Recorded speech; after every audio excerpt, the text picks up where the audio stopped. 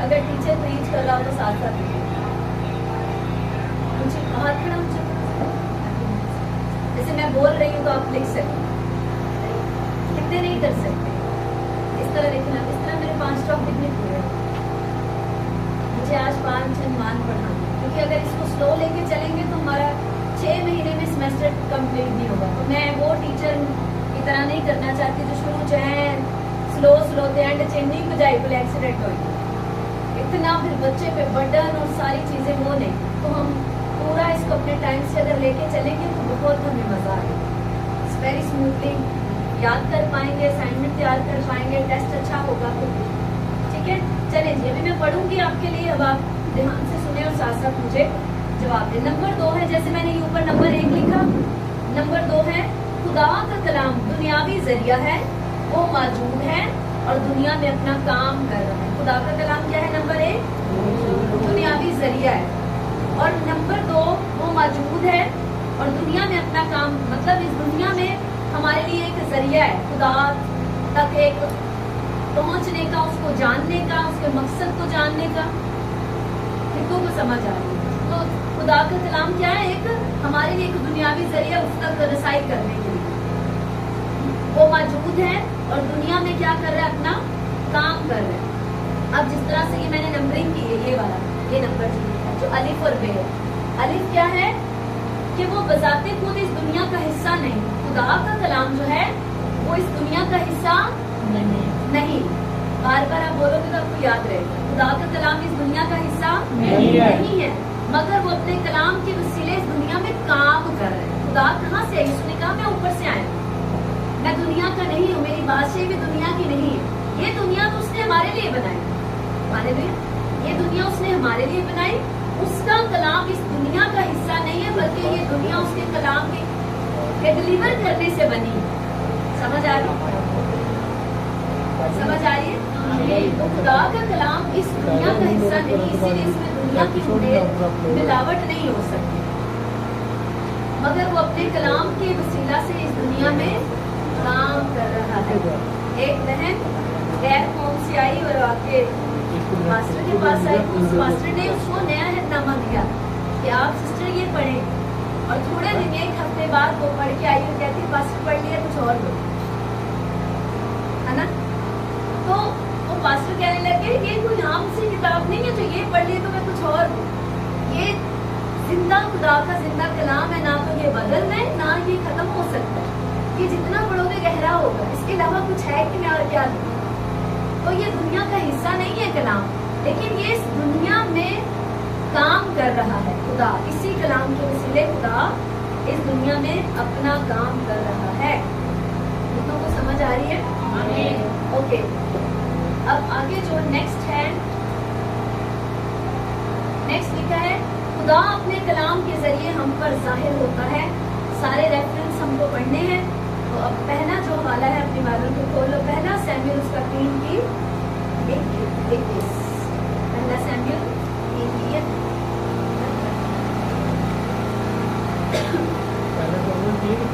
हाँ जी, पहला सैमुएल 3 की 21 आयत। देखिए, खुदा अपने कलाम के जरिए हम पर क्या होता है? जाहिर होता है।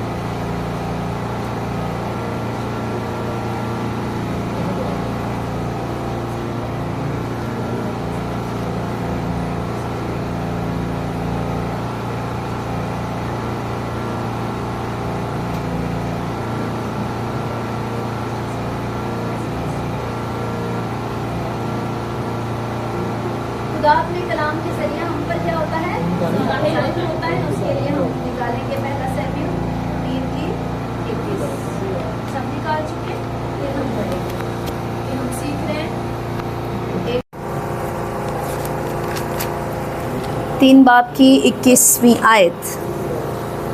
और खुदावंद सिला में फिर जाहिर हुआ, क्योंकि खुदावंद ने अपने आप को सिला में सैमुएल पर अपने कलाम के जरिया से जाहिर किया। तो हमने क्या पढ़ा? खुदा अपने कलाम के ज़रिए हम पर क्या होता है? जाहिर होता है। आगे जो एक हमारे पास टॉपिक आएगा वो मुझे बहुत पसंद आया, वो ये कि खुदा और उसका कलाम एक ही है। तो खुदा हमसे जब कलाम के जरिए बात करता है तो इट्स मीन खुदा खुद ही बात कर रहा है। ये समझना बहुत ज़रूरी है। तो कलाम हो रहा है तो इसका मतलब ये नहीं कि पास्टर प्रीच कर रहा है, मतलब खुदा बात कर रहा है, क्योंकि खुदा और खुदा का कलाम एक ही है। हालेलुया। तो लिखे यहाँ पर, फिर से सब एक साथ आयत को पढ़ेंगे। और खुदावन, सब पढ़ो मिलके। One, okay okay, 1 2 3। और खुदावन सिला में अपने आप को सिला में सैमुएल पर अपने कलाम के जरिए जाहिर किया। हाँ, आमीन। ओके, अब मैं ज़रा साथ साथ पूछूंगी, खुदा अपने कलाम के ज़रिए क्या क्या करता है। सबसे पहले नंबर 1, खुदा अपना क्या करता है? इंट्रोडक्शन करवाता है, अपना तारुफ करवाता है। मी माई सेल्फ पास्टर सोनिया। तो खुदा अपना इंट्रोडक्शन करवाता है अपने वचन के ज़रिए, अपने कलाम के ज़रिए। जी, खुदा सबसे पहले क्या करता है? अपना, और क्या करता है? अपनी मर्जी को जाहिर करता है और अपने सारे मकासद, जितने भी उसके पर्पस है, मकसद है, वो सारे किसके ज़रिए जाहिर करता है? अपने कलाम के ज़रिए। और खुदा क्या करता है? जो कुछ भी खुदा काम कैसे करता है? यस। तो अगर आपसे कोई भी बोले कि ईमान जो है ना उसकी नहीं इतनी बात करो, क्या ईमान? तो बोलो खुदा जब जो कुछ करता है फेथ से करता है, तो हमें भी जो करना है वो फेथ से करना है। यीशु मसीह ने हमें प्रेयर में भी ये सिखाया, जो मांगते हो ईमान रखो कि हो गया है, डन हो जाएगा। तो खुदा जो कुछ भी करता है वो ईमान से करता है। और खुदा अपने और कलाम के ज़रिए खुदा क्या करता है? अपने ईमान को, जो खुदा के अंदर फेथ है, खुदा अपने ईमान को और अपनी कुदरत को दिखाता है, जाहिर करता है अपने कलाम के ज़रिए। और खुदा का कलाम दुनियावी क्या है? एक ज़रिया है, वो मौजूद है और दुनिया में, पूरी दुनिया में क्या कर रहा है? खुदा का कलाम अपना काम कर रहा है। Very good. और बजाते खुद खुदा का कलाम इस दुनिया का हिस्सा है? क्यों नहीं? क्योंकि ये दुनिया कलाम से इसका वजूद हुआ है। हालेलुया। तो खुदा का कलाम इस दुनिया का हिस्सा नहीं, लेकिन खुदा इस दुनिया में कैसे काम कर रहा है? अपने कलाम के ज़रिए से। और उसके बाद खुदा अपने आप को कैसे हम पर जाहिर करता है? कलाम के ज़रिए। तो हमने इन चंद जुमलों में जो बात सीखी कि इसका मतलब खुदा का कलाम किस कदर ज़रूरी है हमारी ज़िंदगी के लिए। खुदा से अगर हमें राब्ता करना है, खुदा के साथ कनेक्शन में रहना है, उसको जानना है, समझना है, उससे कुछ हासिल करना है, तो हमें बाइबल की तरफ आना पड़ेगा। आमीन। उसके बाद लिखा है उसका कलाम कवि है और तख्लीक करने की कुदरत रखता है। हम इस चीज़ को उस वक्त भी देख सकते हैं जब उसने अपने कलाम के वसीला से दुनिया बनाई। और हिस्कियल 37 बाब और उसकी 4 से 10 आयत को निकालें। हिस्कियल की किताब, उसका 37 बाब बहुत अच्छा है, आपकी हवाले निकालने की भी बहुत अच्छी प्रैक्टिस हो जाएगी।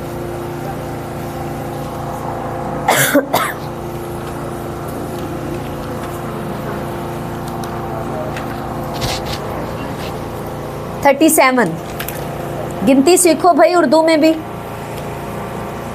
प्रैक्टिस करो। हालेलुया। खुदा का कलाम क्या है?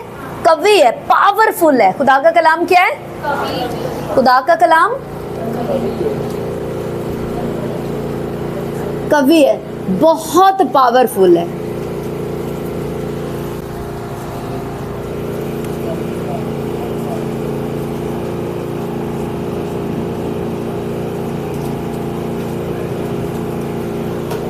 खुदा का कलाम कवि है, तख्लीक करने की कुदरत रखता है। ये इसकी खासियत है। ठीक है, ये क्या करता है? तख्लीक करने की, क्रिएशन करने की, तख्लीक करने की कुदरत रखता है।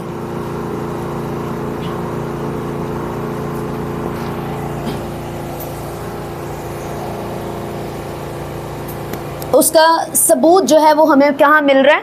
हिस्कियल 37 4 आयत से 10वीं आयत तक, हिस्कियल 37। ओके, चौथी आयत से पढ़ेंगे। मैंने पहले कहा था ये भी इतना वो नहीं, पास रखो।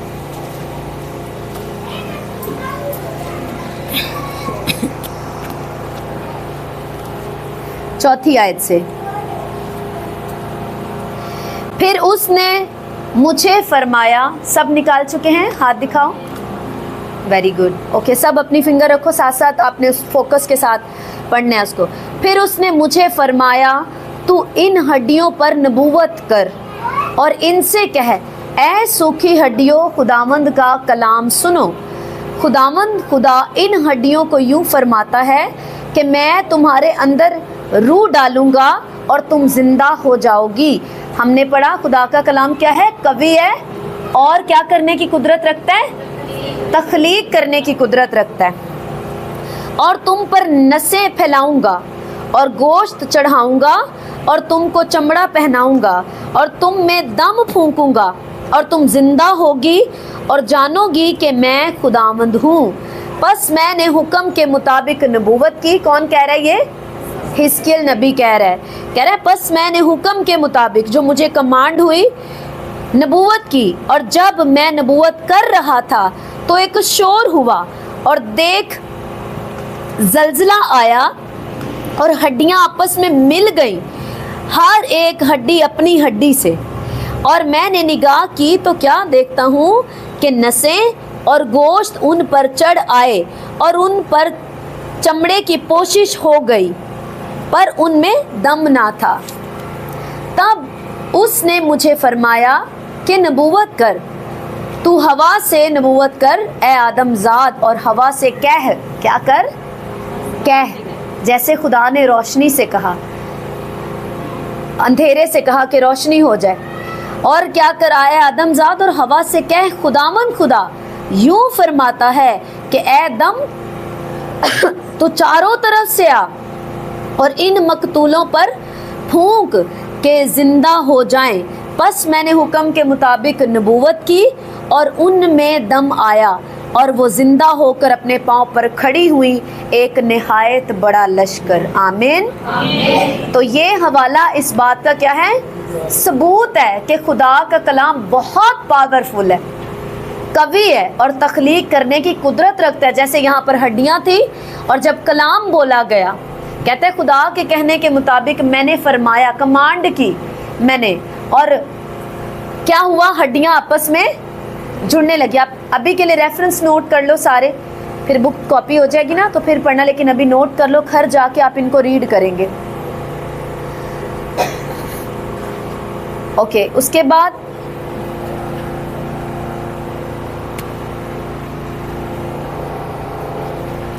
ये हो गया नंबर 2। नंबर 1 हमने उससे पहले देखा था, खुदा का कलाम। खुदा अपने कलाम के वसीले हम पर जाहिर होता है। खुदा अपने, ये हम पढ़ चुके हैं, इसको मैं आप नोट कर रहे इसलिए मैं इसको लिख रही हूँ। खुदा अपने कलाम के वसीले हम पर जाहिर होता है।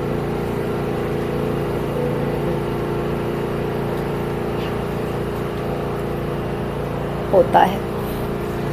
तो इसका रेफरेंस क्या था? पहला सैमुएल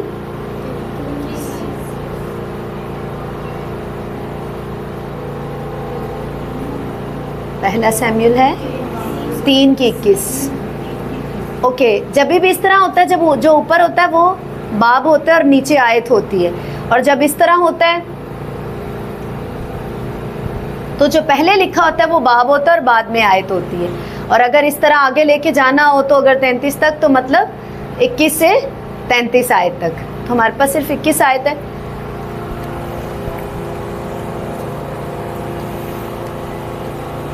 और अब नंबर 3 पर है, उसके कलाम के मकसद को रोका नहीं जा सकता। नंबर 3 क्या है? इसके लिए हवाला लिख लीजिए साथ। इसका क्या था? हिस्कियल 37 की 37 बाब और 4 से 10 आयत।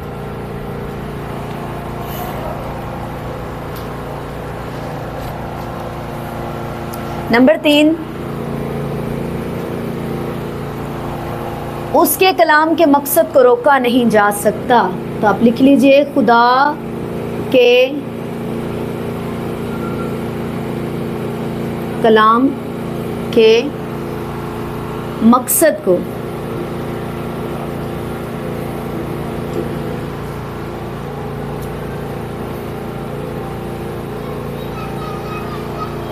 और अगर ये कलाम आप में जब बसने लग जाता है तो आपको भी रोकना इम्पॉसिबल हो जाता है। हालेलुया। फिर कोई आपको भी नहीं रोक सकता। आप जो मकसद खुदामंद में बढ़ने के रखते हैं, खुदा के कलाम को बढ़ाने के जितने मकसद आप रखते हैं, उन्हें भी कोई नहीं रोक सकता। क्यों? क्योंकि जिस कलाम को आपने अंदर बसा लिया है और जिससे लेकर, जिसके अंगीकार से, जिसके जो है वो इकरार और जिसको डिक्लेयर करते हुए उसमें जीते हुए जब आप आगे बढ़ते हैं, आपको भी कोई नहीं रोक सकता, क्योंकि ये इस कलाम की पावर है। खुदा के कलाम के मकसद को रोका नहीं जा सकता।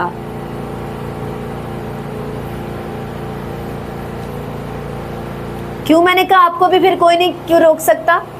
क्योंकि यीशु मसीह ने कहा है कि जो पानी और रूह से पैदा होता है वो नए सिरे से पैदा हो जाता है, नई मखलूक बन जाता है। और कलाम में लिखा है तुम्हारा जन्म कैसे हो गया है। नई मखलूक जो है उनका जन्म कैसे हो जाता है? गैर फानी तुखम से, यानी कलाम मुकद्दस से जब उनका जन्म हो जाता है, उन्हें भी कोई रोक नहीं सकता। तो इसलिए कभी भी किसी मुखालफत से डरने की ज़रूरत नहीं होती, क्योंकि हमें कोई रोक नहीं सकता। हिस्कियल नंबर 1 का जो रेफरेंस है ऊपर है, नंबर 2 पर हिस्कियल 37 की 4 से 7। खुदा के कलाम के मकसद को रोका नहीं जा सकता। और इसके लिए जो हवाला है वो है यसाया 55 की 11।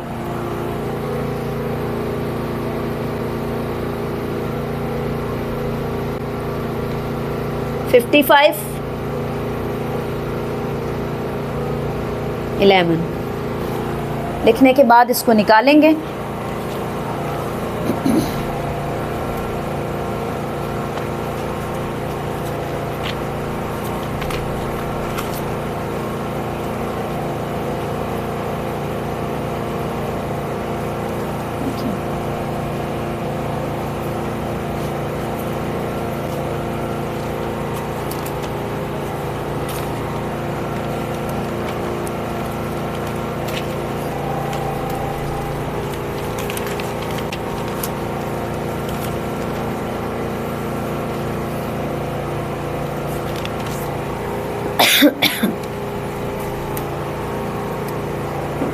हाँ जी, सबने निकाल लिया? ओके, निकालिए। यसाया 55 बाब की 11वीं आयत। उसी तरह मेरा कलाम जो मेरे मुंह से निकलता है होगा, वो बेअंजाम मेरे पास वापस ना आएगा, बल्कि जो कुछ मेरी ख्वाहिश होगी वो उसे पूरा करेगा और उस काम में जिसके लिए मैंने उसे भेजा मुयस्सर होगा। हालेलुया, बहुत खूबसूरत। किसी तरह क्या कि खुदा का कलाम जो है, उसके कलाम के मकसद को, जिस मकसद के लिए वो रिलीज़ किया गया है, खुदा के मुंह से निकला है, जब तक वो मकसद पूरा नहीं हो जाता, कलाम जो है वो, यानी कि ऐसा है ही नहीं कि वो असर किए बिना लौट जाए। हालेलुया। तो खुदावन फरमा रहा है कि मेरा कलाम जो मेरे मुंह से निकल जाता है ना, जब वो निकलता है तो वो पूरा अपना मकसद को पूरा करके लौटता है। हालेलुया। फिर से देखो, सब पढ़ो जैसे पहले पढ़ा था। उसी तरह मेरा कलाम जो मेरे मुंह से निकलता है होगा, वो बेअंजाम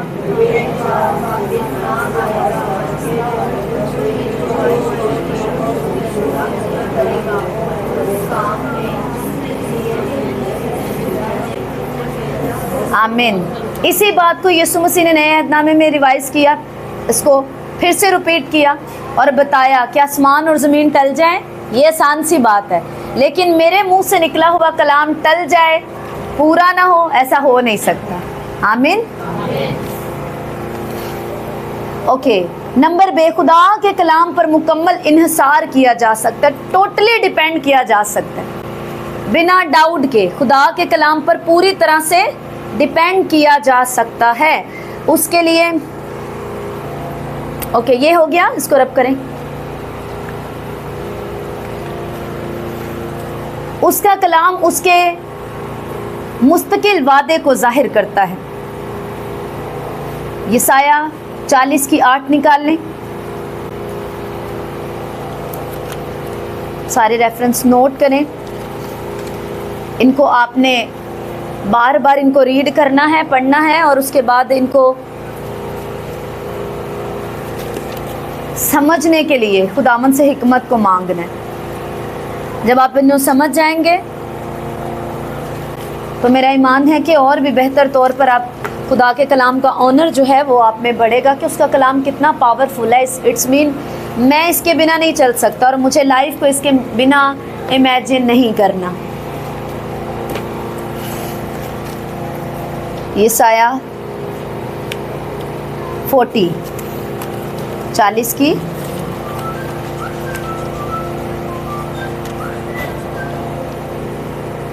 40 की 8। ओके, सबसे पहले नंबर बे का जो भी हम आलिफ कर चुके, बे क्या है? खुदा के कलाम पर मुकम्मल इन्हसार यानी कि डिपेंड किया जा सकता है।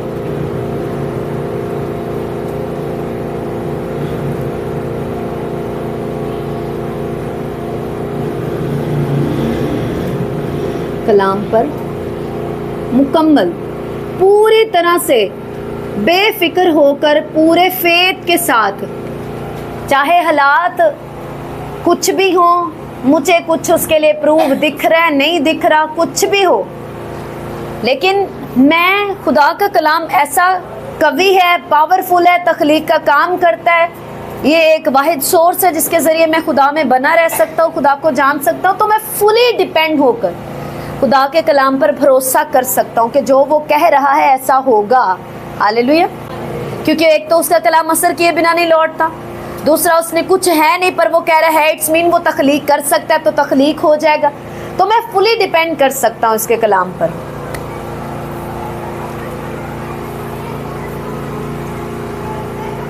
मुकम्मल इन्हिसार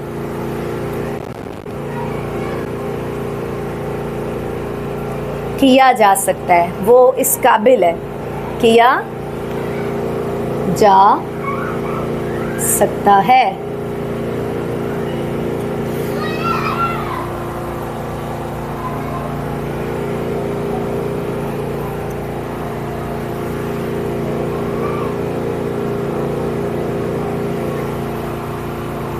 उसका कलाम उसके मुस्तकिल वादे को, परमानेंट जो उसके वादे उनको क्या करता है, जाहिर करता है। उसका कलाम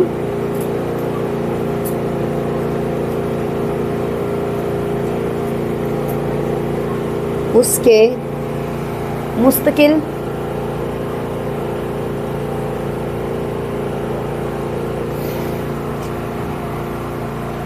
वादे को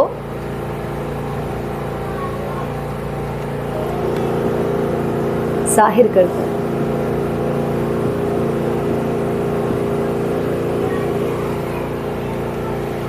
यसाया 40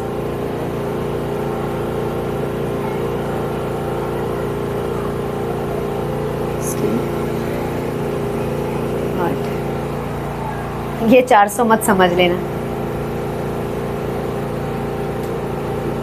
40। हाँ जी, लिखने के बाद निकालिए यसाया 40:8।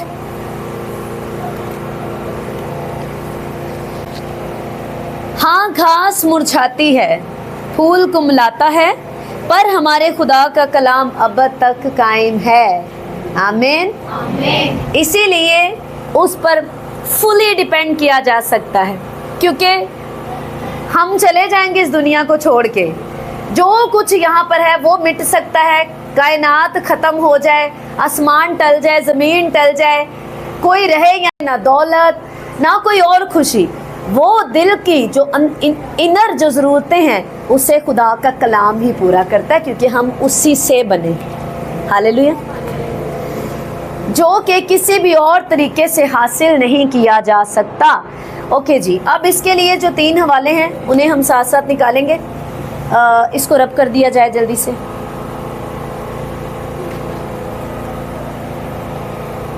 ओके, यहाँ तक पहले मैं चाहती हूँ, इससे पहले कि मैं आगे बढ़ूँ, मुझे यहाँ तक कोई सवाल जो, क्योंकि पहला जो हमारा मौजू है वो तकरीबन आधा कंप्लीट हो चुका है, तो मुझे अगर इसमें से आपका कोई सवाल हो तो आप पूछ सकते हैं।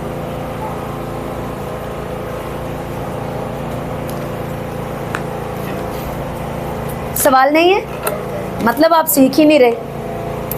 सवाल जब होता है फिर बच्चे सीख रहे होते हैं। नहीं, ऐसी बात नहीं है, जब बहुत समझ आ रहा होता है तब भी सीख रहे होते हैं, जब कोई सवाल नहीं होता तो भी हम सीख रहे होते हैं। ओके जी, जीन जो है, खुदा का कलाम सुना, जैसे अभी मैंने अभी बोला कि खुदा का कलाम सुना और उस पर अमल किया जाता है। जब खुदा का कलाम सुना, कानों से सुना जाता है और उसको एक्शन करके अमल किया जाता है, अमली जामा पहनाया जाता है, तब लिखा है। गौर से सुने। नंबर 1 क्या था? जीन। जब खुदा का कलाम, नंबर 1 जब सुना जाता है,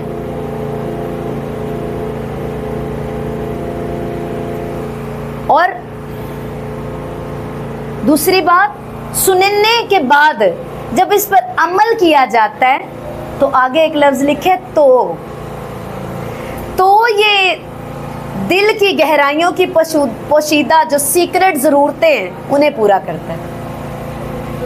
इट्स मीन इसको सिर्फ सुनना काफ़ी नहीं।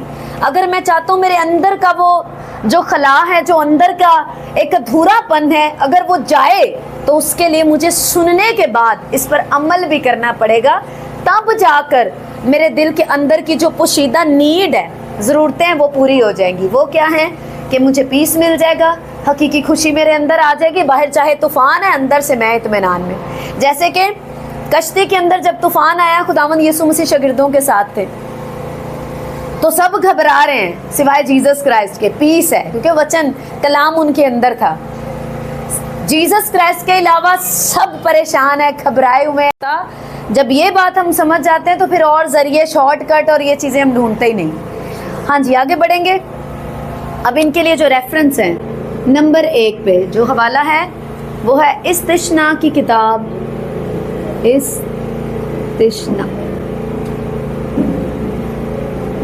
इस्तिश्ना 8 बाब और उसकी 3री आयत, उसका जो इस आयत का, अच्छा अब कई बार होता है कि आयत जो है वो इस तरह से लिखा होता है, ऐसे करके, तो आगे से आयत शुरू हो जाती है, जैसे कि इंसान सिर्फ रोटी ही से जीता, ऐसे लिखा है। इनका क्या मतलब है? इसका मतलब इससे पहले अभी आयत है, लेकिन जिसके ऊपर रोशनी डाली जा रही है, जिसके ऊपर हम बात कर रहे हैं, वो यहाँ से बात शुरू हो रही है। अब इस तरह से होता है, ये सारी बात लिखी हुई है और इस तरह से, मतलब इससे पहले आयत है, ये कंप्लीट नहीं है, लेकिन हम यहाँ से ले रहे हैं। और जब इस तरह नहीं होता, यहाँ से बात स्टार्ट होती है और आगे इस तरह होता है, मतलब हमने आयत का हिस्सा अलिफ लिया है और बे पे बात नहीं कर रहे, आप उसको पूरा पढ़ सकते हैं। कितनों को समझ आ रही? कई बार इस तरह से होता है और कई बार ऐसे होता है, और फिर जो है वो इंसान सिर्फ जो भी है और आगे फुल स्टॉप लग जाता है या इस तरह होता है। तो इसका मतलब आयत यहाँ पीछे, आयत का अलिफ और बे हिस्सा है, हमने बे हिस्सा पे, अब जो आयत हमारे पास है वो है इस्तिश्ना 8 बाब की 3री आयत। हम पूरा पढ़ेंगे, फिर आप इसको और अच्छे से समझ पाएंगे। पहले हवाला निकाल लीजिए। इस्तिश्ना की किताब पुराने अहदनामा में है ना? कितनों को पक्का यकीन है? चलो जी, कितनों का ये फेथ है कि इस्तिश्ना की किताब पुराने अहदनामे में? चल, आमीन जी। चलिए, इस्तिश्ना 8 बाब की 3री आयत को निकालेंगे और जो बात मैं अभी आपको समझा रही हूँ वो अच्छे से आप समझ जाएंगे। यहाँ लिखा है, और उसने तुझको आजिज़ किया भी और तुझको भूखा होने दिया, और वो मन जिसे ना तू ना तेरे बाप दादा जानते थे तुझको खिलाया, ताकि तुझको सिखाए। के, ठीक है। अब ये क्या है, यहाँ तक के तक, यानी आयत के दो हिस्से हैं, अलिफ और बे। लेकिन जो जिसमें हम अभी सीखने वाले हैं वो यहाँ से बात शुरू हो रही है। पहले क्या हो रहा है कि खुदावन तेरे खुदा ने तुझे आजिज भी किया, तुझे भूखा भी रहने दिया ताकि तुझे कोई लेसन दे सके, है ना, भूखा रख के तुझे कोई सबक सिखा सके, तेरी दिमाग खुले भूख से ज़रा। तो खुदा ने तुझे भूखा रखा, आजिज भी किया, हम्बल होने दिया, और ताकि तुझे सिखा सके कि क्या सिखा सके, कि इंसान सिर्फ रोटी ही से जीता ना रहेगा बल्कि हर वो बात जो नए अहदनामे में कहाँ पर है, ये जल्दी बताओ, किसको याद है? वेरी गुड वेरी गुड, बताओ बताओ। मत्ती 4 बाब में जब हुआ क्या था, निकालो नहीं ऐसे। यस, जब यस बिल्कुल, जब यीशु मसीह शैतान से आजमाए गए तो यीशु मसीह ने कलाम से, क्योंकि आज हम खुदा के कलाम पर के वो कितना पावरफुल है कि वो हमें हमारे दुश्मन के ऊपर गलबा देता है, तो लिखे कलाम का इस्तेमाल यीशु मसीह ने किया, तो हम कैसे उसके बिना जी सकते हैं, हरगिज़ नहीं। ओके जी, तो आयत का पहला हिस्सा अलिफ और हिस्सा बे समझ आ गया? पीछे बच्चों समझ आया?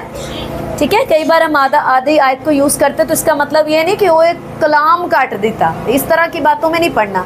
मतलब हमें आधा हिस्सा अलिफ चाहिए था या बे चाहिए था, तो उसी को मेंशन किया गया। आप हवाला दिया पूरा जाता है, 3 तेरी ना अद्धा लिखिया, तेने पूरा लिखे, हाँ तेने पूरा पढ़ सकने, अभी हो गया वैसे आधा। अच्छा चलें जी, क्या लिखे हैं, फिर से आयत को पढ़ेंगे। मैं 1 2 3 बोलूँगी तो एक साथ पढ़ना आप। 1 2 3। आवाज़ एक साथ नहीं आ रही, भाइयों की आवाज़ बिल्कुल नहीं आ रही। काका आवाज़ कर दो थोड़ी, चलो। इंसान सिर्फ रोटी ही से जीता नहीं, पूरी आयत पढ़ो। मैंने ये इसलिए आधा नहीं बोला था, पहले से। चलें स्टार्ट। और उसने तुझको आजिज़ किया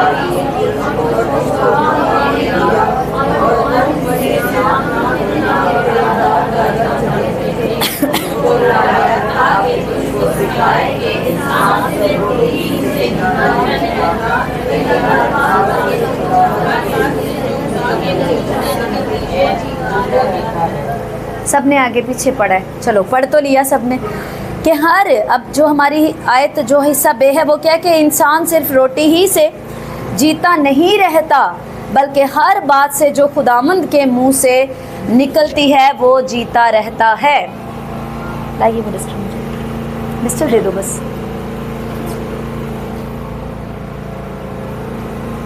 इसको थोड़ा, ठीक है। हाँ जी, दूसरी आयत जो है हमारा हवाला जो है वो है ज़बूर 119 की 162 आयत, नंबर 2 का हवाला। ज़बूर 119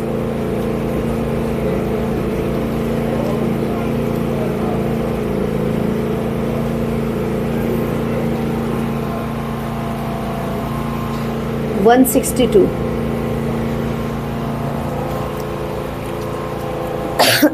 नंबर 3 यिर्मयाह 15।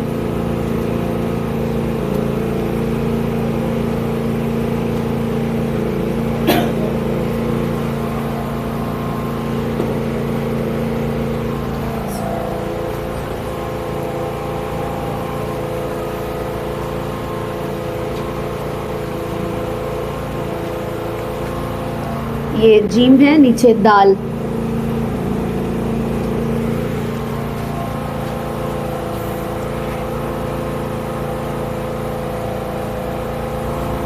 दाल ये पकाने वाली दाल नहीं, दाल अलिफ बे वाली दाल। खुदा के कलाम में तमाम बहानों को, ओके ये रेफरेंस अभी हम पढ़ते हैं लेकिन जो आगे पहले हवाले पढ़ लेते हैं, ठीक है, ताकि हमारी ये चीज़ कंप्लीट हो जाए पहले। ओके जी, ज़बूर निकालिए, ज़बूर 119 जल्दी से, वेरी क्विकली, शाबाश शाबाश, जल्दी जल्दी जल्दी। जो पहले निकाले वो पहले हाथ ऊपर करे ताकि मुझे पता चले किसने निकाल लिए। ज़बूर 119 की 162 आयत।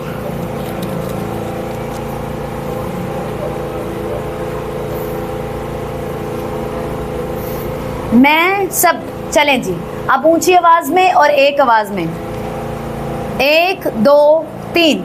मैं बड़ी रूह पाने वाले की मानिंद तेरे कलाम से खुश हूँ। अच्छा, आप जितने खुश हो उतनी खुशी से जरा ऊंची आवाज से।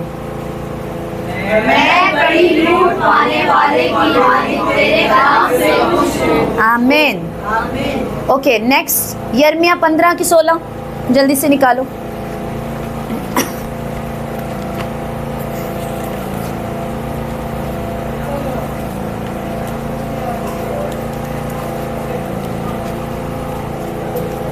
पंद्रह की 16 जल्दी से। हाँ जी, किस किस ने निकाल लिया? Very good. चलें जी, 15 की 16, 1 2 3। तेरा कलाम मिला और मैंने उसे नोश किया और एक बातें मेरे दिल की खुशी और खुर्मी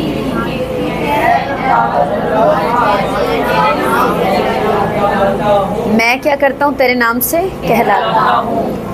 ओके, यहाँ पे जो नोश लिखा, जो में लिखा मैंने तेरे कलाम को खा लिया, पूरा खा लिया।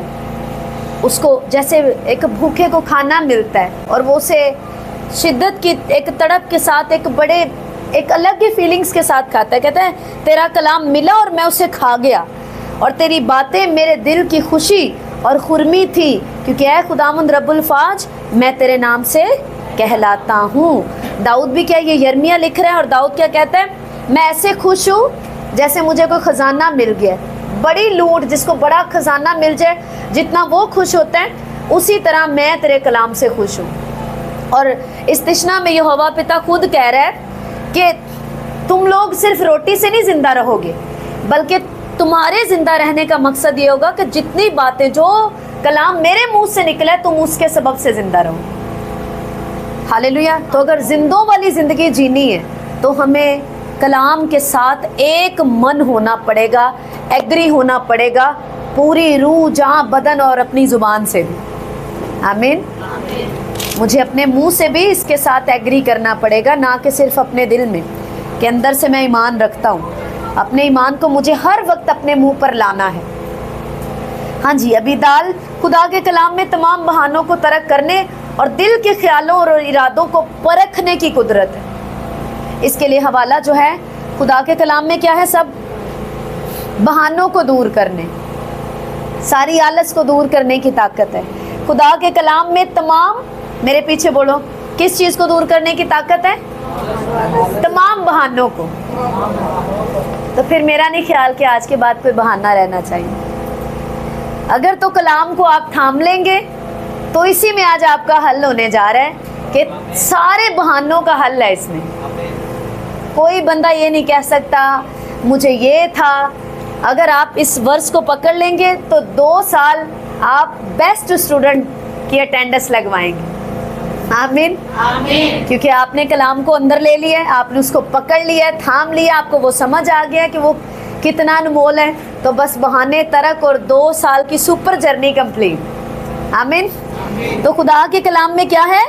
बहानों को तरक करने की क्या है? पावर है। बोलो क्या है? पावर है, कुदरत है। और उसके साथ साथ अगर मेरा प्लान है बीच में छोड़ देने का या कुछ, या मम्मा दे कहन ते मैं इत्थे वहाँ, हाँ, या फादर साहब की सख्ती से मैं यहाँ पे हूँ, तो फिर खुदा का कलाम ख्यालों और इरादों को भी परखने की क्या करता है? कुदरत रखता है। अच्छा जी, इसके लिए हवाला है इब्रानियों 4 की 12।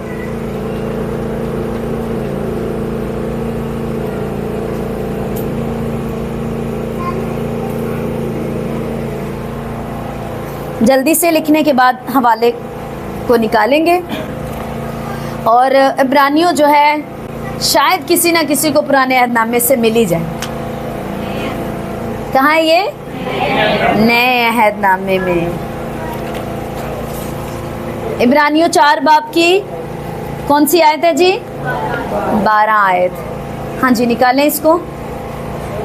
और हम फिर जब सब निकाल चुकेंगे फिर हम एक साथ इसको पढ़ेंगे।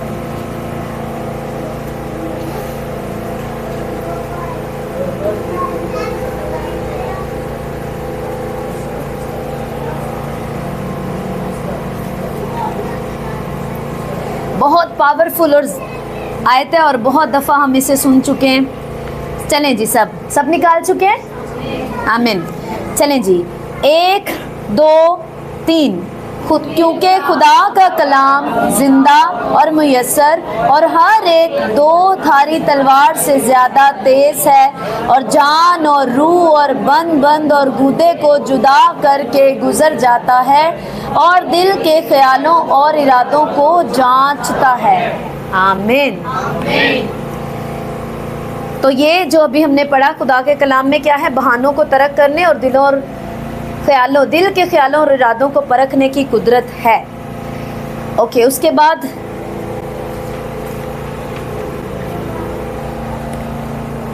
आगे चलते हैं। आगे नंबर 3। अब ये दाल तक ऊपर का 2 नंबर कंप्लीट हो गए, अब तीसरा नंबर शुरू हो रहा है।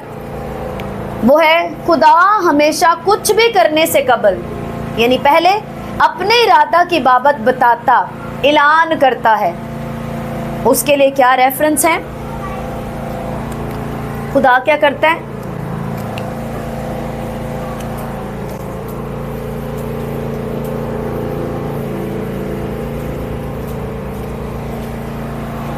कुछ भी करने से पहले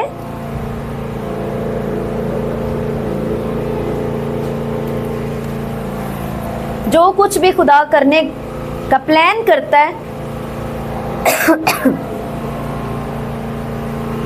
अपने इरादे के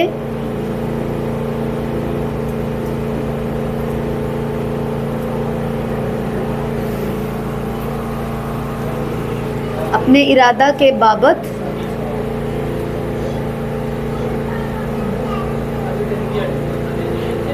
ऐलान करता है।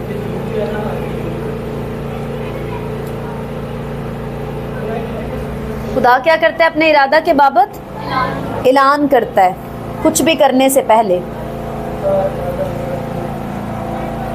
उसके लिए अमूस की किताब उसका 3 बाब और उसकी 7 आयत। अमूस की किताब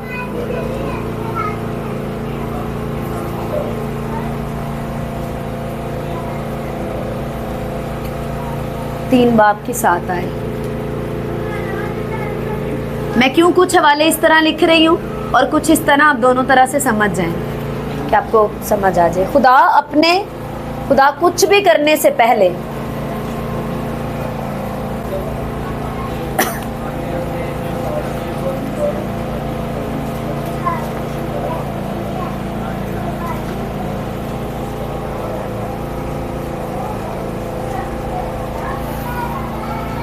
अगर ये बाद में जुमला आपको सही शायद समझने में मुश्किल हो तो इसको मैं थोड़ा सा, खुदा क्या करता है? खुदा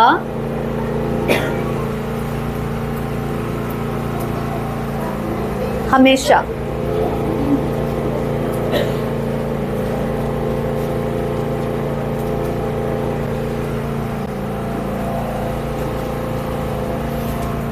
कुछ भी करने से पहले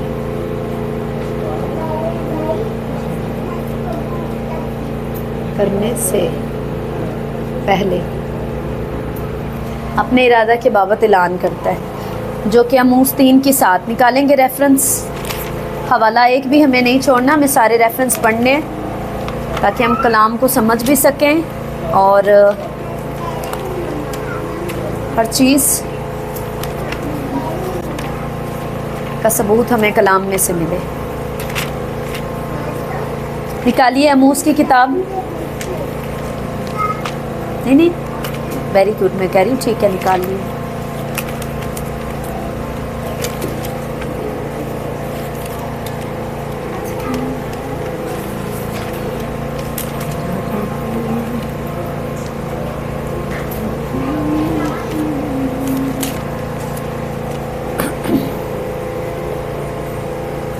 हाँ जी, अमूस 3 बाब और उसकी 7वीं आयत। सब निकाल चुके हैं? आमीन। आमीन।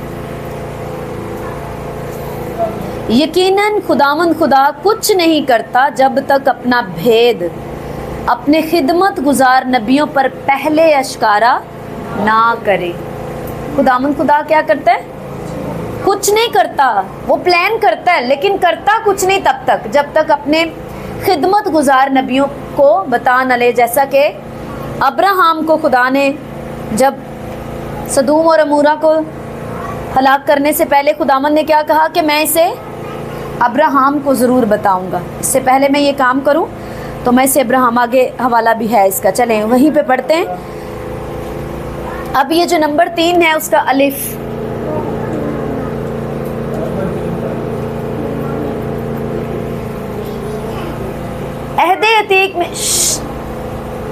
अहदे अतीक में यानी पुराने अहदनामा में खुदा अपने नबियों के ज़रिए कलाम किया करता था।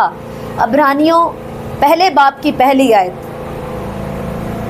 क्योंकि वो हमसे मुख्तलिफ तरह कलाम, आज वो हमसे मुख्तलिफ तरह कलाम करता है, जिसकी बाबत हम आने वाले मौज़ूआत में टॉपिक्स में सीखेंगे। लेकिन खुदा पुराने अहदनामे में नबियों के ज़रिए अपने लोगों से कैसे बात करता था, अपनी जो रियाया थी, जो उसके लोग थे, उसकी कौम थे, उनसे कैसे खुदा बात करता था, अपने ऊंची बोलें नबियों के ज़रिए। पुराने अहदनामा में खुदा अपने लोगों से अपना मैसेज कैसे डिलीवर करता था, जैसे जो भी बात खुदा ने बनी इसराइल से करनी थी तो मूसा से खुदा बात करता था, फिर मूसा जाकर सब लोगों को बताता खुदा ये कह रहा है, कल इतने दिन बाद वो मिलने के लिए तुमसे तैयार है, खुदावंद ये कह रहा है, अब ये करो, अब ये करो। आमीन। तो पुराने अहदनामा में खुदावंद कैसे कलाम करता था अपने अहदे अतीक में, लिखो अहदे अतीक में खुदा अपने नबियों के ज़रिए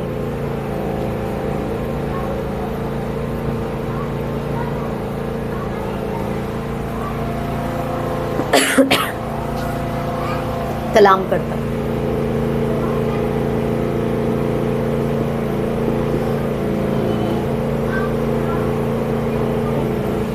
कलाम करता था। इसके लिए इब्रानियों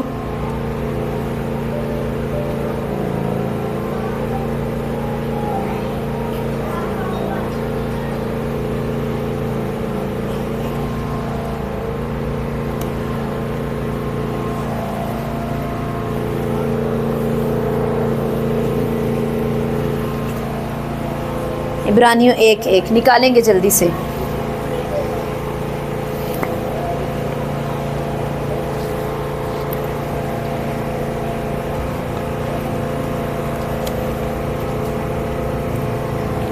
सब निकालें।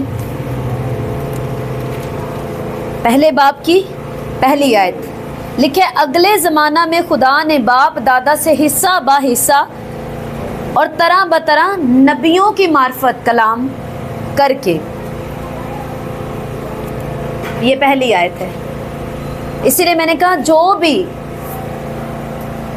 जो भी सवाल या जो भी आपको इंफॉर्मेशन दी जा रही है, जो भी आपको सिखाया जा रहा है कि खुदा काम ऐसे करता है, उसका कलाम पावरफुल है, हर चीज़ उसका आगे हवाला, उसका आपके लिए एक जवाब है, एक ऑथेंटिक प्रूफ वाला जवाब है कि किस आप इस तरह बात नहीं कर सकते। इसीलिए इन हवालों को पढ़ना और याद कर लेना बहुत ज़रूरी है। इस तरह आप बहुत सारा कलाम सीख जाएंगे, बहुत सारा कलाम आपके अंदर ज़ख़ीरा हो जाएगा।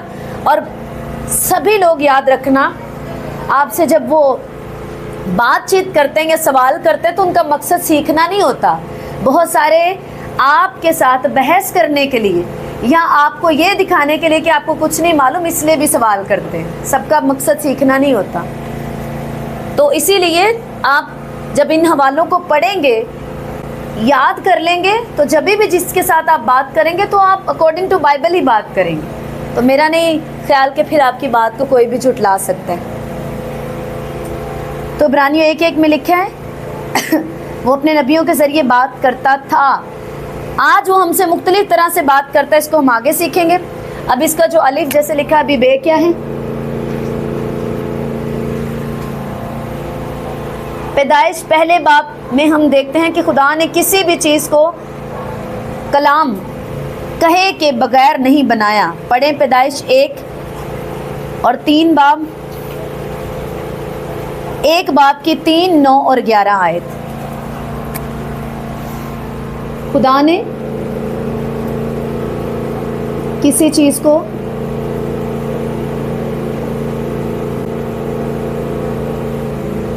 बिना अपने कलाम के नहीं बनाया। कहाँ इसका जवाब मिलता है? पैदाइश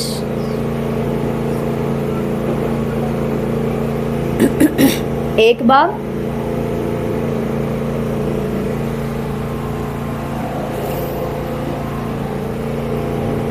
बाब 3, 9 और 11 आयत।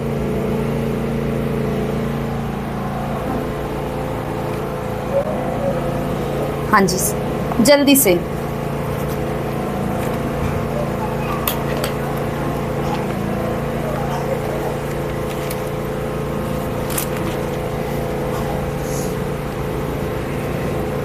तीन आयत सब पढ़ेंगे इसको एक साथ। 3 आयत को एक साथ पढ़ेंगे, फिर आगे 9 और 11 को देखते हैं। तीसरी आयत, चलें जी, 1, 2, 3। और खुदा ने कहा कि रोशनी हो जाओ और रोशनी हो गई। वाकई हो गई। आमीन। आमीन। और खुदा ने कहा रोशनी हो जाओ और रोशनी हो गई। हमें ये कैसे मालूम? By faith. कैसे मालूम है हमें ये? By faith. हम इस बात पर यकीन रखते हैं खुदा ने अंधेरे को कहा था रोशनी हो जाए, और वो रोशनी हो गया था। आगे 9 आयत देखते हैं। लिखा, और खुदा ने कहा कि आसमान के नीचे का पानी एक जगह जमा हो कि खुशकी नजर आए, और ऐसा ही हुआ। हमने पीछे जो अपने अभी के जो सबक पढ़ रहे, पीछे हमने क्या पढ़ा? खुदा का काम कवि है, तख्लीक का काम करता है। तो उसका प्रूफ मिल रहा है ना कि खुदा तख्लीक का काम करता है, अंधेरे को रोशनी में बदल रहा है। हालेलुया। और क्या कर रहे हैं? एक जगह सारे पानी को खुदा यहाँ पर हमें काम करता हुआ नजर आ रहा है बाय फेथ, कि खुदा अपने ईमान को और अपनी कुदरत को क्या करता है? जाहिर कर रहा है। कैसे? अपने कलाम के जरिए। नामी आयत में लिखे, खुदा ने कहा आसमान के नीचे का पानी एक जगह जमा होकर खुशकी नजर आए, और ऐसा ही हुआ, क्योंकि उसका कलाम अभी पड़ा असर किए बिना नहीं लौटता। तो इस बात का एक बाइबल के स्टूडेंट होते हुए आपका फेथ होना चाहिए, जो खुदावंद कह रहा है ऐसा पॉसिबल नहीं कि ना हो। आमीन। जब हम बाइबल के स्टूडेंट बनते हैं, इसीलिए जिंदगी भर बाइबल के स्टूडेंट रहो, सीखते रहो इसे। जब हम इसे लगातार सीखते रहते हैं तो हमारे फेथ में, और वो जो बाइबल को सीखते नहीं या इसको सीखने की ज़रूरत महसूस नहीं करते, उनके ईमान और हमारे ईमान में आसमान ज़मीन का फ़र्क होता है। उसके बीच का जो रीज़न होता है वो ये है कि हमने उस पर फेथ कर लिया है, हमने उसके कलाम से कनेक्शन बना ली। हम उसको पढ़ते हैं, सीखते हैं, जानते हैं, उसमें जीना सीख गए। आमीन। 11वीं आयत है, और खुदा ने कहा कि ज़मीन घास और बीजदार बूटियों को और फलदार दरख्तों को जो अपनी अपनी जिन्स के मुआफिक फलें और जो ज़मीन पर अपने आप ही में बीज रखें उगाए, और ऐसा ही हुआ। जिसका प्रूव ये है, आज भी फल खाओ तो उसका बीज उसके अंदर से निकल। आमीन। अब सबूत यहाँ पर हमें लिखा मिला, हमने फेथ के साथ उसका यकीन किया, और आज भी सेब काटते हैं तो उसका बीज उसके अंदर से ही मिलता है, और उसको फिर लगाया जाता है और वो फिर उगाता है। हालेलुया। तो जो कुछ भी, जो सब्जी, जो फल खुदा ने उगाए, कमांड की कि बीज अपने अंदर अपना बीज रखे, और ऐसा ही हुआ। हालेलुया। ये तो छोटी सी एग्जांपल है, लेकिन हर जगह हमें एविडेंस मिलते हैं कि उसका कलाम किस कदर सच्चा है। हाँ जी, नेक्स्ट अलिफ बे हो गया। अभी तख्लीक के लिए खुदा की जानिब के लिए से इस्तेमाल, अल्फाज के इस्तेमाल की मिसाल जो है वो हमें, कि खुदा ने किस तरह से तख्लीक का काम किया, इन तीनों आयतों में उसका हमें प्रूफ मिलता है कि खुदा ने कैसे अपने वर्ड बोले और होता गया। जीन जो है, अलिफ बे जीन।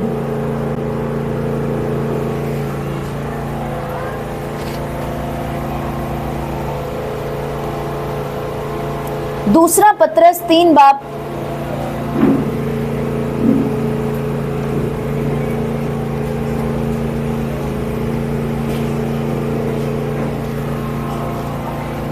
5 और 6 आयत।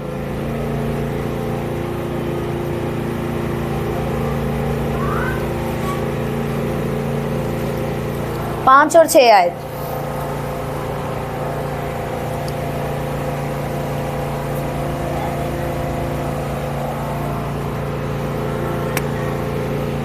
पाँच से 6 आयत जो है हमें बताती है कि खुदा ने कलाम के ज़रिए दुनिया बनाई और इसके ज़रिए कदीम ज़माना की दुनिया डूब कर हलाक हुई। निकालें हवाला दूसरा पत्रस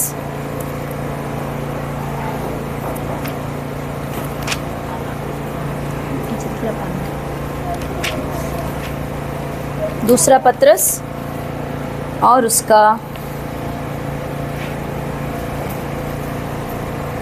3 बाब।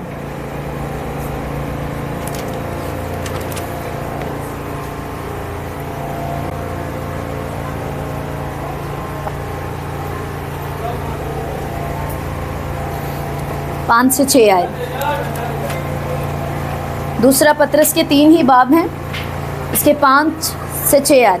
वो तो जानबूझकर ये भूल गए कि खुदा के कलाम के ज़रिए से आसमान कदीम से मौजूद हैं और ज़मीन पानी में से बनी और पानी में कायम है। इन्हीं के ज़रिए से उस ज़माना की दुनिया डूब कर हलाक हुई। इन्हीं के ज़रिए से उस ज़माना की दुनिया डूब कर हलाक हुई।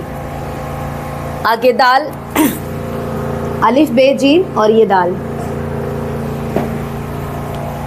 अपने कलाम के ज़रिए खुदा मुस्तकबिल में इंसाफ का ऐलान भी करता है, यानी कि हमें कलाम के ज़रिए पता चलता है कि ये दुनिया कलाम से बनी और कलाम ही हमें मिलता है कि इसके ज़रिए कदीम ज़माना की दुनिया डूबकर भी हलाक हुई नूह के दौर में। अब अपने कलाम के ज़रिए खुदा मुस्तकबिल में इंसाफ का ऐलान भी करता है।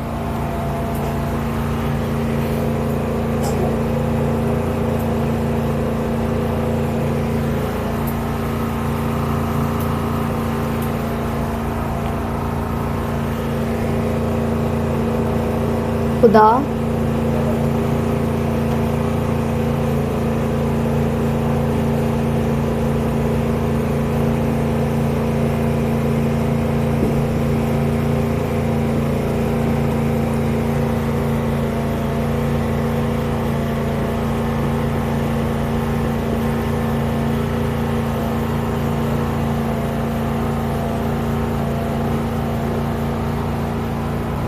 अपने कलाम के ज़रिए खुदा क्या करता है, मुस्तकबिल में इंसाफ का ऐलान भी करता है। उसने कायनात भी कलाम से बनाई, वो कायनात कायम भी कलाम से है और इसका मुस्तकबिल इन फ्यूचर वो जो इसका इंसाफ करेगा वो भी कलाम से ही करेगा। उसके लिए हवाला हमें मिलता है खरूज की किताब 9 बाब।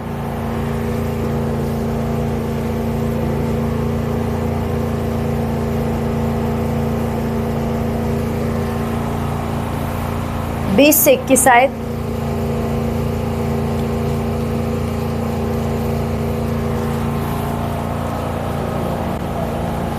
और पहला सलातीन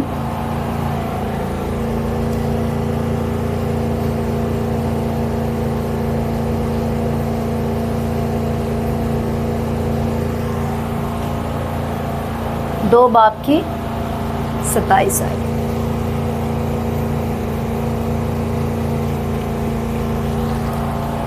ये इसकी मिसालें हैं कि खुदा अपने कलाम ही के ज़रिए मुस्तकबिल में इंसाफ भी करेगा। निकाले पहले खरूज 9 बाब।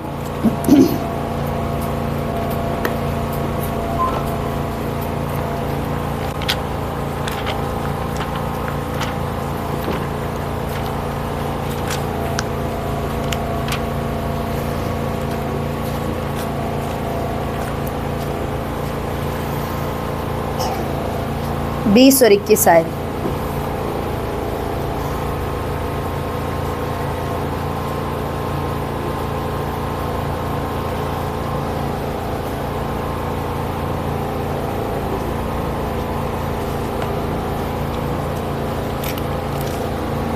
बहुत फ़र्क है।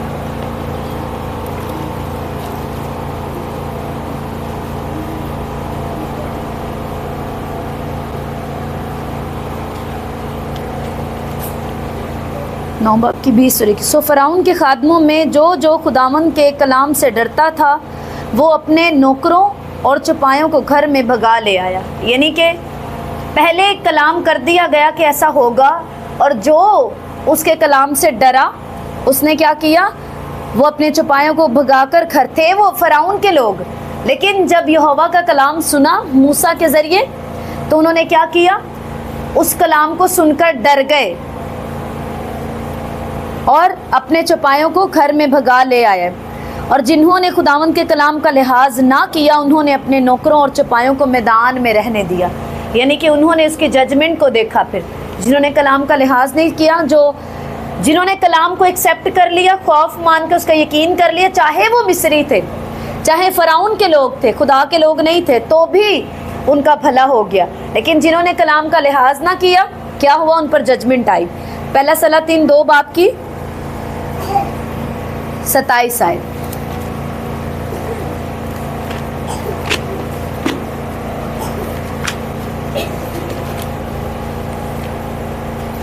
पहला सलातीन 2 की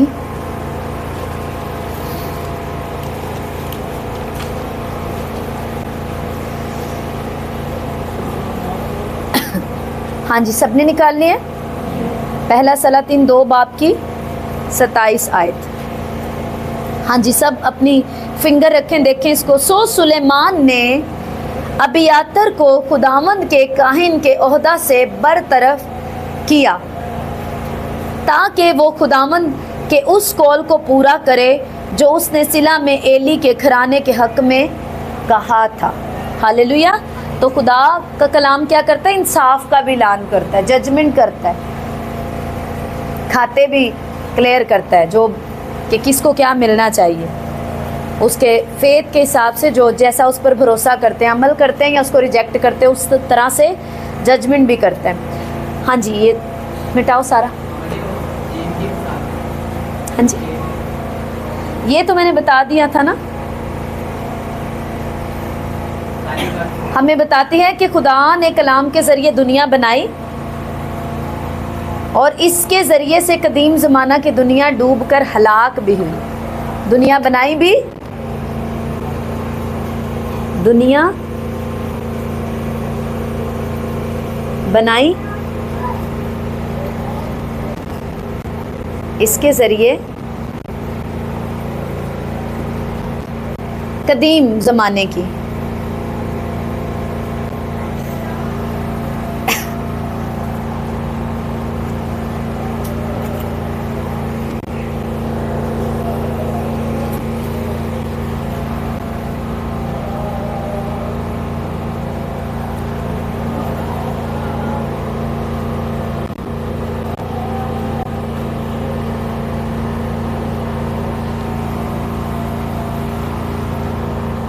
डूब भी गई,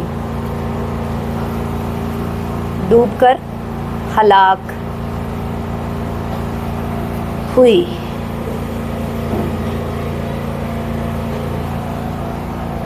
उसको ना मानने की पनिश मिली ना, कि उसको ना मानने से, उसी कलाम को सुनकर दुनिया बनाई और उसे ही ना मानने के सबब से दुनिया डूब भी गई।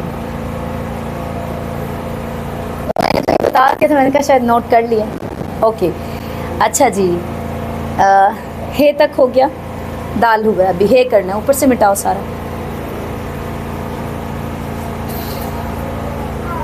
मुझे लगा 5 मौजू कर लेंगे तो पहले ही नहीं हुआ। किताब जल्दी जल्दी आप अपनी अपनी फ़ोटो कॉपी करवा लें तो मुझे बहुत इजी हो जाएगा, फिर लिखना नहीं पड़ेगा। फिर मैं इस पर जो है वो सिर्फ नंबरिंग किया करूँगी, आपके पास होगी बुक, बहुत अच्छे से आप उसको कर लेंगे, हम जल्दी कवर कर पाएंगे।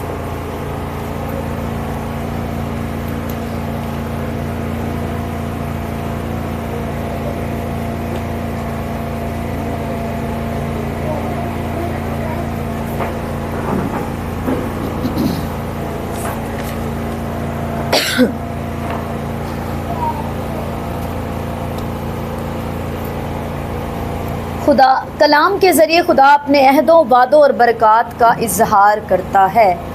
कलाम के ज़रिए खुदा अपने अहदों, अब मैं कलाम के ज़रिए आप खुद लिख सकते हो, थोड़ा सा टाइम बचाओ। कलाम के ज़रिए खुदा क्या करता है? खुदा अपने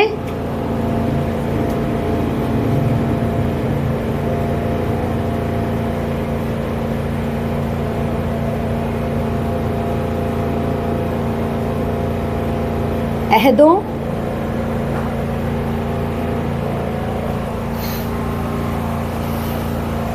वादों और बरक़ात का ऐलान करता है।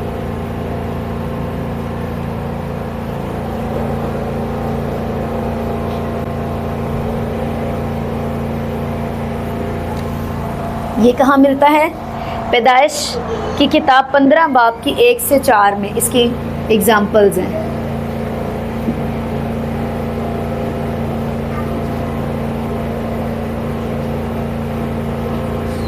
पैदाइश की किताब 15 बाब 1 से 1 और 4 आयत में, 1 से 4 में नहीं।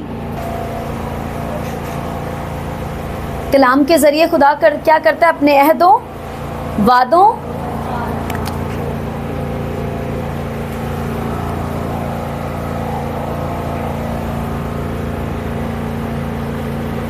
वादों और बरक़ात का ऐलान करता है, जो कि पैदाइश 15 बाब।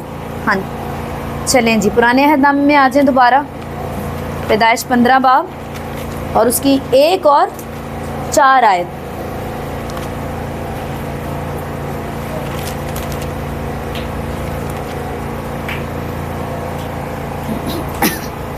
इन बातों के बाद सबने निकाल लिए? जो भाई लिख रहे हैं वो लिख लो पहले, फिर हवाला निकालो ताकि जब पढ़ा जाए तो आप उसको सीख सकें।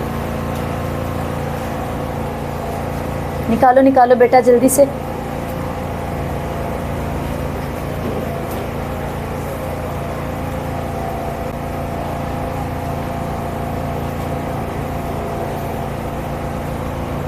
नाज़िल हुआ और उसने फरमाया, ए अब्राम तू मत डर, मैं तेरी सिपर और तेरा बहुत बड़ा अजर हूँ।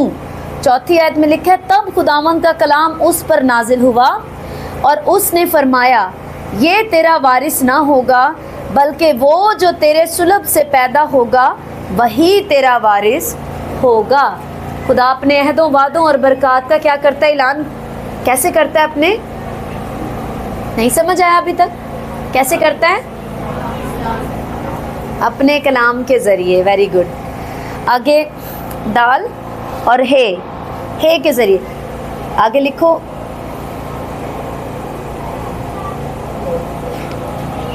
दाल तो लिख चुके, ये हे अभी वाओ। खुदा कलाम के ज़रिए खुदा मखसूस हदायत फराहम करता है, स्पेशल इंस्ट्रक्शंस, ख़ास किस्म के जो इंस्ट्रक्शंस होती हैं वो भी खुदा अपने कलाम के ज़रिए फराहम करता है, देता है हमें। खुदा क्या करता है? अपने कलाम के ज़रिए मखसूस हदायत,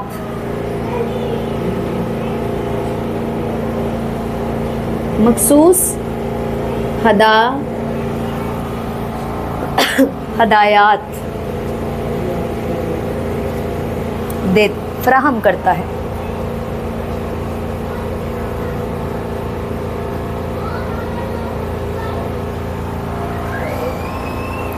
इसके लिए क्या, कहाँ पर हमें मिसाल मिलती है? यशवा 8 बाब की 27 आयत।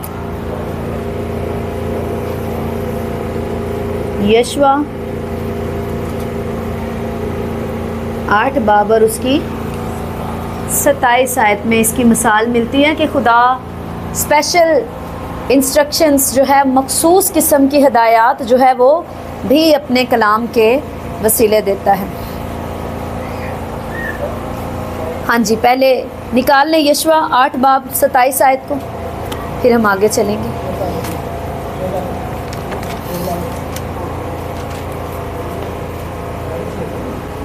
यशवा 8 बाब।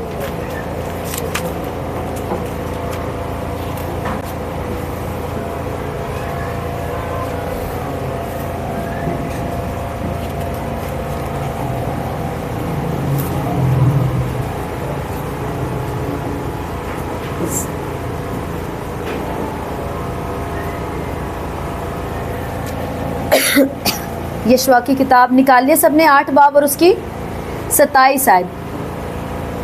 हाथ दिखाओ, सबने उठा ली। ओके, अपनी उंगली रखो, अभी 27 आयत पे साथ साथ पढ़ोगे। और इसराइलियों ने खुदावन के हुक्म के मुताबिक जो उसने यशवा को दिया था अपने लिए फक्त शहर के चौपायों और माले गनीमत को लूट में लिया। फक्त शहर के, सब जगह के नहीं, सिर्फ शहर के चौपायों और माले गनीमत को लूट में लिया। यानी कि एक ख़ास किस्म की इंस्ट्रक्शन जो खुदा ने यशवा के ज़रिए दी, वो उसके लोगों को कलाम के ज़रिए मिली, उसके नबी के ज़रिए जो रहनुमा था उस टाइम में। आगे वाव के बाद जे है।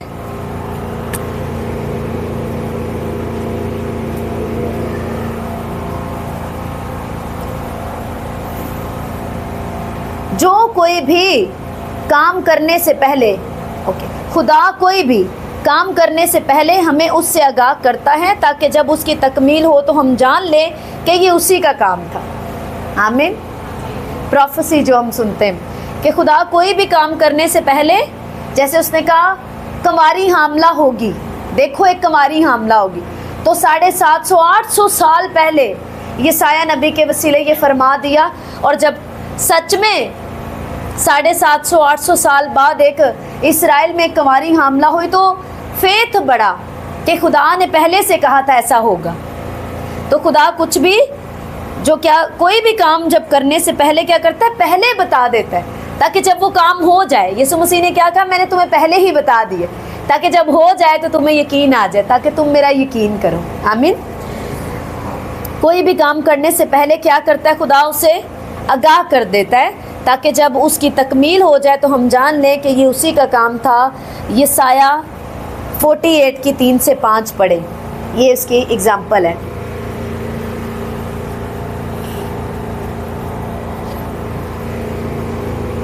हर काम करने से पहले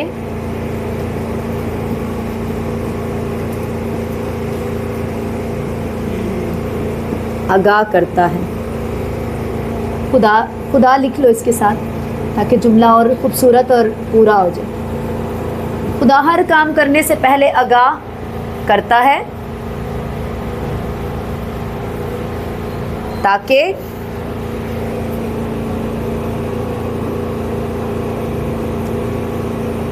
जब उसकी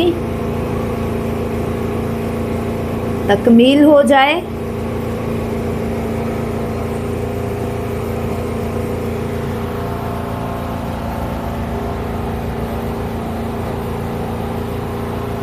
तो हम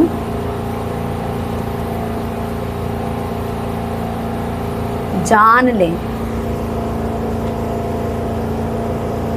कि ये खुदा का काम है।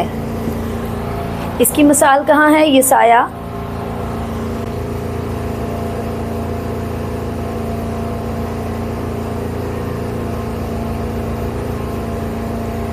47 उसकी 3 से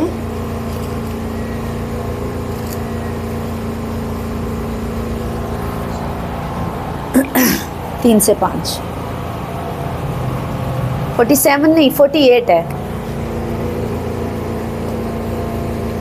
यशायाह 48 3 से 5। हाँ जी, इसको निकाल लीजिए।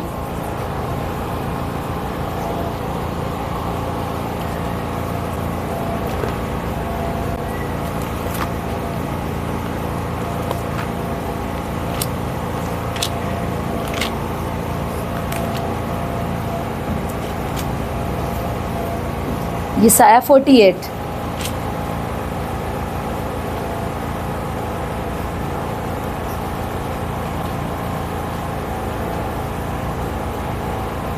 3 से 5 आयत। सब निकाल चुके हैं? ओके, निकालने के बाद अपनी उंगली रखो ताकि हम पढ़ चुके। आप निकालो बेटा, सभी निकालोगे तभी हम इसको पढ़ेंगे, चाहे 2 मिनट और लग जाएं।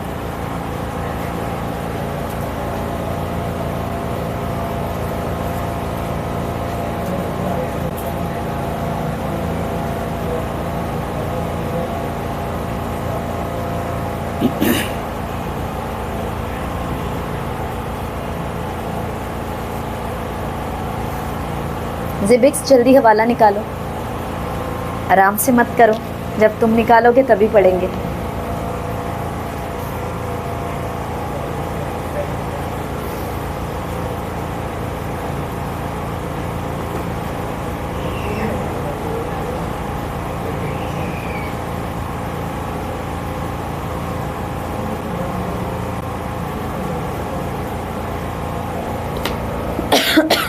यसाया 48,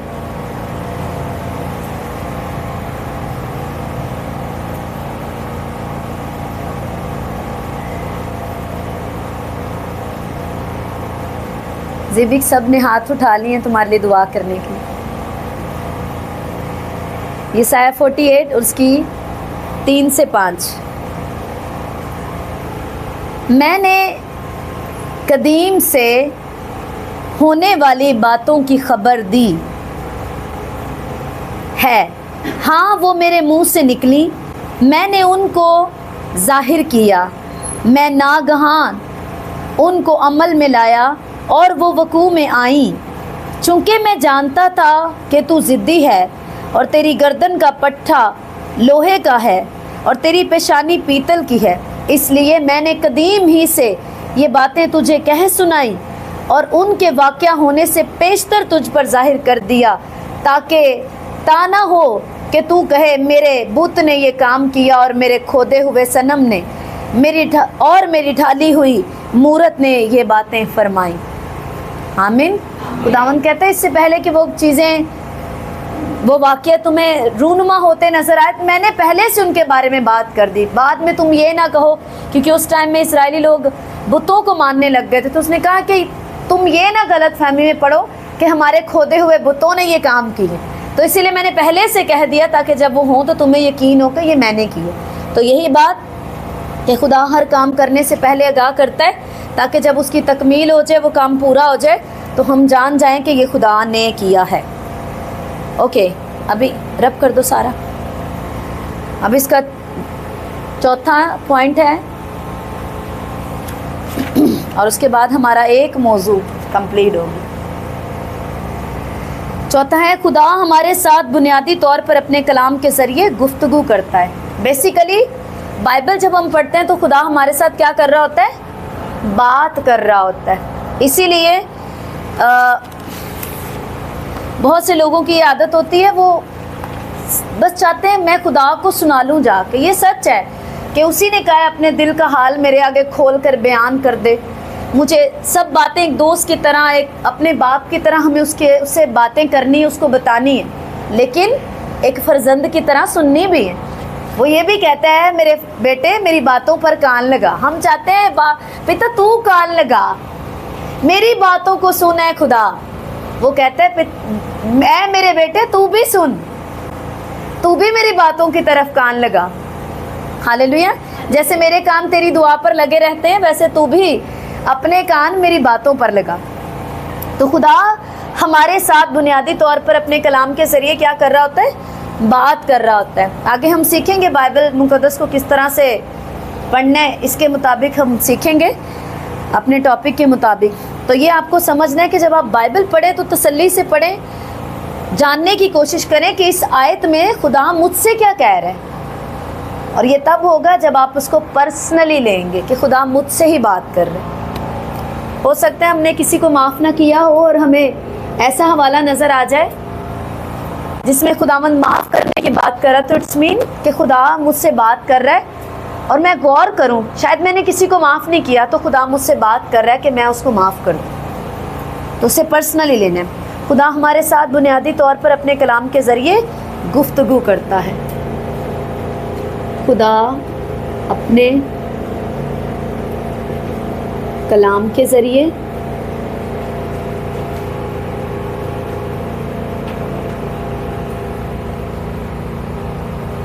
हमसे गुफ्तगू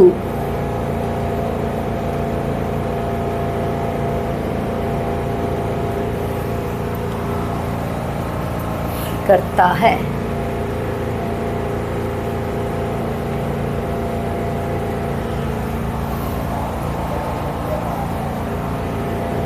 ये हो गया हमारा नंबर 4। अब इसका अलिफ क्या है? बाज़ औक़ात हम खुदा को महसूस तो करते हैं मगर हम अपने काबिले तब्दील एहसासात पर भरोसा करने के सबब से वाज़ेह तौर पर उसकी मर्ज़ी को जान नहीं पाते। अपने सेंसेस को यूज़ करते रहते हैं, खुदा को महसूस तो कर लेते हैं लेकिन अपने सेंसेस का इस्तेमाल करते हुए हम क्या करते हैं? बाज़ औक़ात उसकी मर्ज़ी को जान नहीं पाते। और नंबर बे है, दोनों की मिसालें एक साथ ही हवाले। नंबर बे है, मगर खुदा का कलाम खुद को साबित करता है, ये दायमी है और इसमें कोई तब्दीली नहीं आ सकती। बाज़ औक़ात हम खुदा को महसूस तो करते हैं मगर अपने काबिले तब्दील एहसासात पर भरोसा करते हुए, यानी अपनी फीलिंग्स पर, अपने एहसासात पर के सबब से वाज़ेह तौर पर उसकी मर्ज़ी को जान नहीं पाते जब आप अपने सेंसेस को यूज़ करते हैं। बे में लिखे हैं, मगर खुदा का कलाम खुद को साबित करता है, ये दायमी है और इसमें कोई तब्दीली नहीं आ सकती। तो नंबर 1 जो है, खुदा को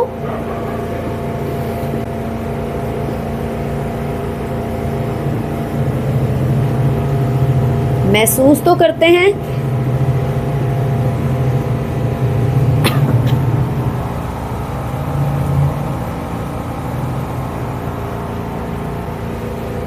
मगर अपने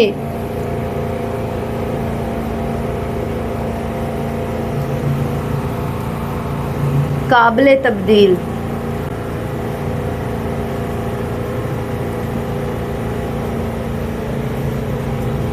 एहसासात पर भरोसा करते हुए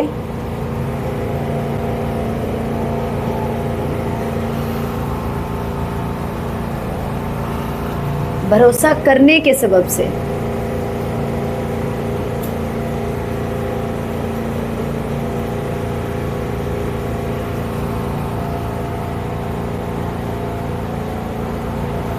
वाज़ेह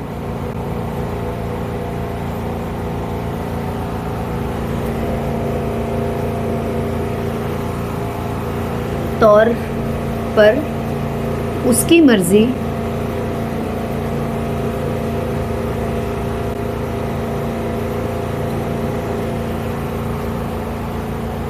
को जान नहीं पाते।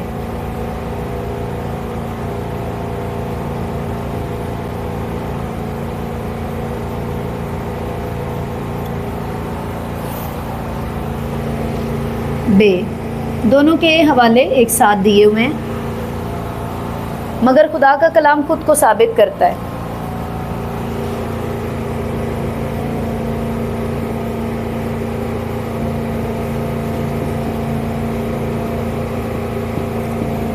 खुद को साबित करता है,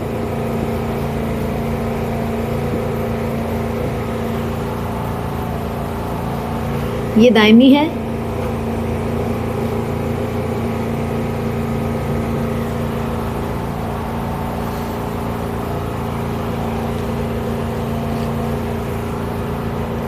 और इसमें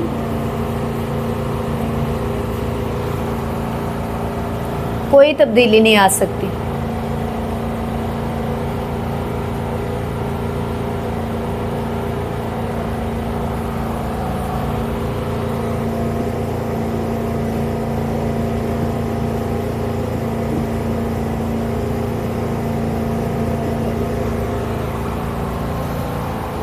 अब इसके लिए जो इसकी जो मिसालें हैं, जो हवाले हैं, वो मैं ऊपर लिख रही हूँ ताकि आपको नज़र आए। ज़बूर 18 की 30,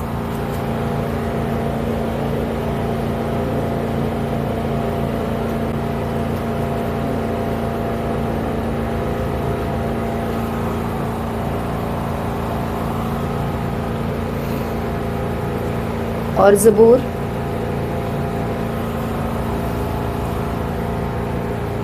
119 की 89। ये इसकी मिसालें। हम चलेंगे ज़बूर में। पहले हम ज़बूर 18 को पढ़ेंगे।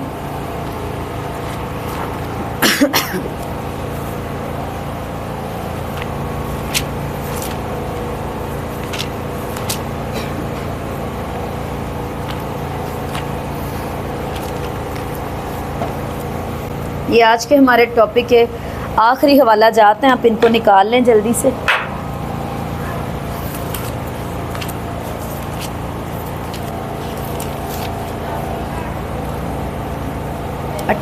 ज़बूर 18 की 30 आयत।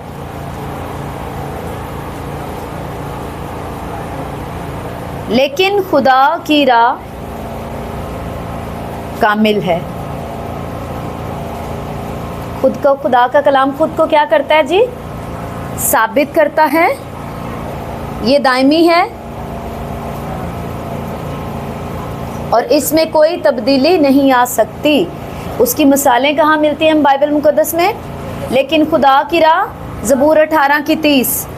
लेकिन खुदा की राह कामिल है, खुदावंद का कलाम ताया हुआ है, वो उन सब की सिपर है जो उस पर भरोसा रखते हैं।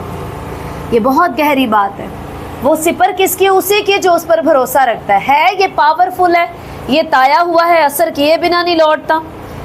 इसकी राह कामिल है, लेकिन ये उसकी सिपर है जो इस पर डिपेंड करता है, भरोसा करता है। इसीलिए सब इससे वो वाला फ़ायदा ले नहीं पाते जो चंद मसीही ले पाते। आमीन। ये वही बात के बजाते खुद ये छुटकारे से भरा है, लेकिन छुटकारा सबको मिलता नहीं, क्योंकि सब इस पर उस तरह का डिपेंड नहीं करते, उस पर उस तरह से अमल नहीं कर पाते। दूसरी आयत 119 ज़बूर।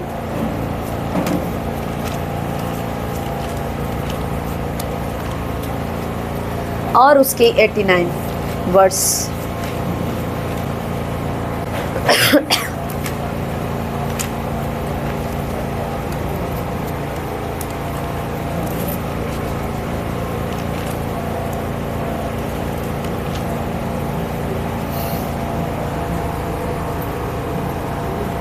हाँ जी, सबने निकाल लिए? एक साथ इसको पढ़ेंगे, आखिरी आयत को एक साथ ऊंची आवाज में, खुशी खुशी। ज़बूर 119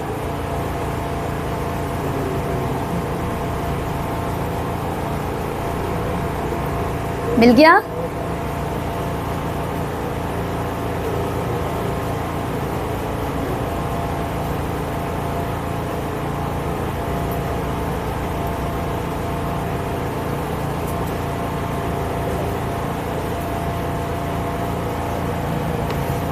मिल गया? शारून मिल गया? ठीक है, चलें जी एक साथ मिलके 1 2 3। ऐ खुदावन तेरा कलाम आसमान पर अब तक कायम है। फिर से, ऐ खुदावन तेरा कलाम आसमान पर अब तक कायम है। आमीन। अब जिबिक्स और शारून के लिए जोर से ज़रा तालियां बजाओ। इनकी वजह से हम हर हवाला जल्दी पढ़ पाएंगे। घोषणा है ना, करनी है ना, डिक्लेरेशन करेंगे तो ऐसा ही होगा कि इनकी वजह से हम हर हवाला जल्दी पढ़ा करेंगे। Very good. तो हमारा पहला जो आज का by the grace of God जो हमारा पहला मौजू था वो कंप्लीट हुआ, जो कि क्या था? कलामे मुकद्दस। आपके पास किताब होगी तो मुझे इतना लिखना नहीं पड़ेगा, और ये मैंने इसलिए लिखा ताकि आप जैसे आए वैसे ना सुन के चले जाएं। लिखा आपके पास हो, जब आप उसको पढ़ें तो ये तो रिवाइज़ करें कि सारा कुछ आपको याद आएगा। इसलिए मैंने इसको लिखा इस एक ही टॉपिक कर पे। मैं तो 5 की तैयारी करके आई थी कि आज 5 हो जाएंगे। आमीन। तो हम अपने सिलेबस के मुताबिक ही पढ़ पाएंगे। आप बुक ले लें और साथ दें। अब ये क्या करना है आपने, इससे पहले कि मैं आपको इसके सवाल लिखवाऊँ, 5 सवाल हैं जो मैं अभी आपको लिखवाऊँगी, इसको क्लियर करो।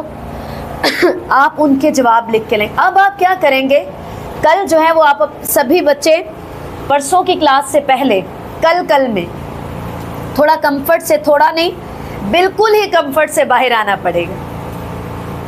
थोड़े से काम अब नहीं चलेगा, बिल्कुल कंफर्ट से बाहर आना पड़ेगा। मान लो सर्दियों के दिन है और रजाई छोड़ के ही स्कूल जाना पड़ेगा।